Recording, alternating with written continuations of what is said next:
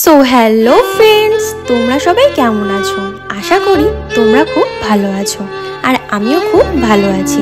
আজকের ভিডিওটা শুরু করলাম দুপুরের লাঞ্চ করতে করতে। আজকে আমাদের লাঞ্চে কত টেস্টি খাবার হয়েছিল। বেগুন ভাজা, কচুর শাক, লাউ চিংড়ি, চিকেন, আমড়ার চাটনি। আমার তো দুপুরটা আজ জমে গেল। তারপরই বিকেল হতে রেডি হয়ে বেরিয়ে পড়লাম আমি, আমার ননদিনী আর বাবাই।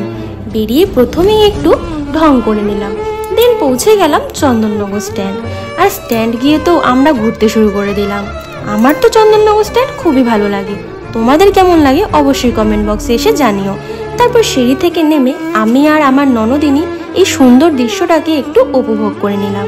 আর এতক্ষণ ধরে বাবাই আমাদের ক্যামেরাম্যান হয়েছিল, তাই বাবাইকেও একটু দেখিয়ে দিলাম। তারপর দেরি না করে সোজা চলে আসলাম এই সুন্দর ঘোড়ার গাড়িটার সামনে। সত্যি অসাধারণ লাগছিল। সো তারপর একটু চা খেয়ে নিলাম। চা খেয়ে বাড়ির দিকে রওনা দিচ্ছিলাম। যেতে যেতে দেখতে পেলাম চন্দননগর চার্চ। অনেকটাই রাত হয়ে গেছিল, তাই আমরা আর ভেতরে ঢুকতে পারিনি। এত ঘোরার পর সত্যি আমাদের তিনজনের খুব খিদে পেয়ে গিয়েছিল। দিন চলে আসলাম একটা কাবাবের দোকানে।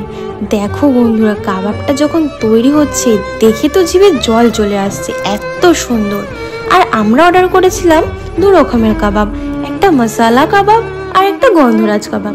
সত্যি বলতে আমাদের গন্ধরাজ কাবাবটাই বেশি টেস্টি লেগেছে, মশালা কাবাবটা অতটাও আমাদের টেস্টি লাগেনি। সবশেষে অরুণ আইসক্রিম না খেলে হয়, তোমরাই বলো। আমার তো অরুণ আইসক্রিম খুব ভালো লাগে, তোমাদের কতটা ভালো লাগে অবশ্যই কিন্তু আমাকে কমেন্টে জানিও। আর কোথাও না দাঁড়িয়ে সোজা চলে আসলাম বাড়িতে। সো আজকের মতো এইটুকুই, দেখা হচ্ছে আর নতুন কোনো ব্লগে। টাটা।